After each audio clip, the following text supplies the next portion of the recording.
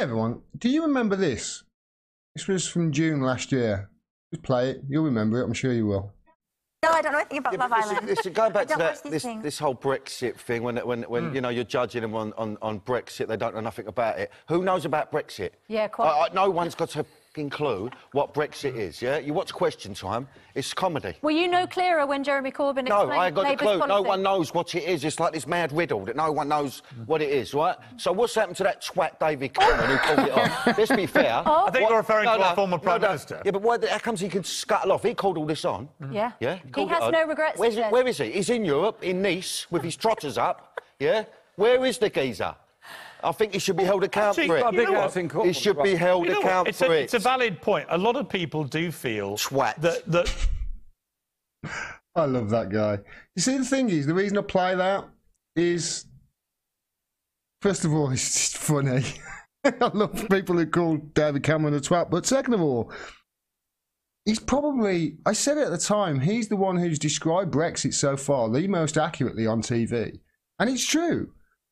That was June the last year, and it still is the best description, I think, of how the country feels, because nobody seems to know what Brexit is at this point. Nobody seems to know what it is, and nobody seems to know exactly where we are in the process.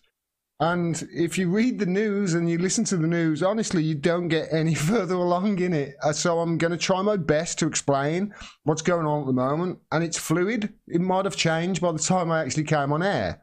Honestly, it's that stupid at the moment. Because anything could happen. You know, it's a theatre down there. Because after 2 years of failed negotiations, Theresa May has, for over 2 years, or coming up to 2 years, tried to negotiate this deal and got nowhere. And then yesterday, because of a motion put forward by Oliver Letwin, I think it was, who's Conservative, the House of Commons voted to take back the Brexit process from Theresa May, saying that she couldn't get through a deal. Of which Theresa May said, no, I'm not going to recognise that. I'm going to still try and get my dead parrot through a fourth time. So she's going to try to get that through. And then the rest of Parliament are going to try and come up with some sort of deal that maybe could get through by the 12th of April, that they could present to the EU, that the EU could say, yeah, we might be able to get a deal on that. We'll then extend things to June the 30th to continue the negotiations. That's as it stands at the moment, and they're voting on shit as it happens right now, and they've got more votes to happen tomorrow.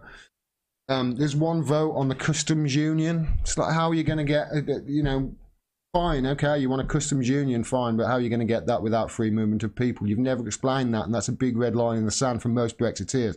There are so many questions with regards to this, and every scenario is on the table, including Theresa May getting her deal through again. That dead parrot, it's still a possibility that she'll get it through, but it's obviously very slim. That's what she's trying to do. She's trying to get that dead parrot through again. And you know what? It's frightening some of her party enough that Brexit might not happen at all, that it's gaining support. So that could happen. We could have a situation where a general election is called somehow. We could have a situation where Theresa May resigns, because that would make sense. To me, it would make sense anyway. I've said all along that Brexit for Theresa May was all about kicking the can down the road. Well, now she can't kick it down the can down the road much further. Or at least it seems to be coming to a situation now where we're running out of time, and it's more difficult for her to do that, especially with the nation now.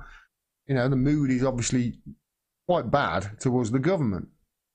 So she's got to worry about civil unrest as well, if they do kick it down the can down the road. So one way to kick it can down the road was for the Conservative Party to force Theresa May down, to say, right, okay, we're going to force you to step down.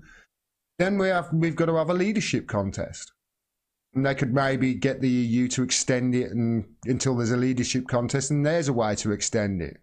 Or a general election could be called, or there could be further extensions, or there could be a referendum, or Theresa May's deal could pass, or we could exit under WTO rules on the 12th of April or the 30th of June or the end of this month or whatever, or there's a cancellation of Brexit, or we renegotiate the whole thing and start Article 50 all again. All of these things are possible. 3 days away from the date we're meant to leave. We're fucking 2 years down the line. 2 years down the line.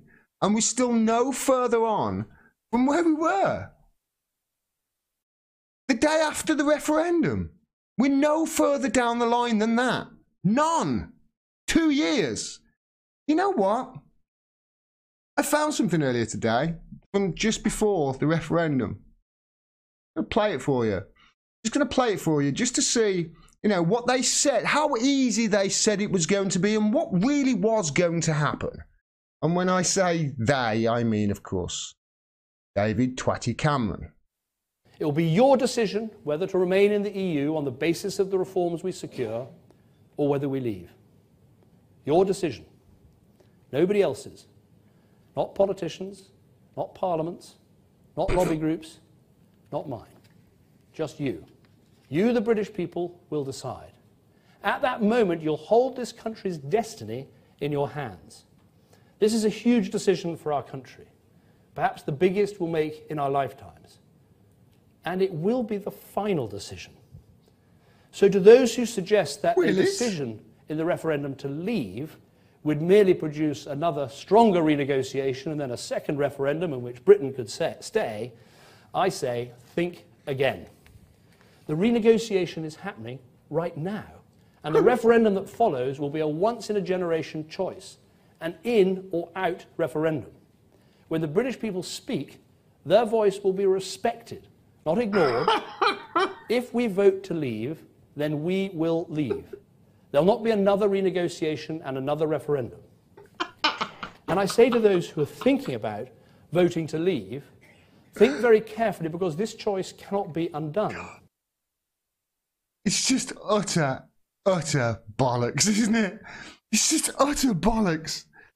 And this is why I wanted to just do that and end on him, because Danny Dyer was right.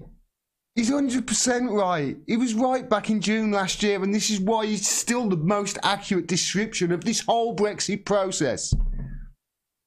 That guy, David Cameron, he really is a giant twat, and he should be held accountable for what he's done. Thanks for watching. Please make sure you're still subscribed and click the bell below for a notification of when I drop further videos. Also, click through to my website to find out ways which you can support me. I can't do this without your support, and I really appreciate it. Till next time, peace and take care.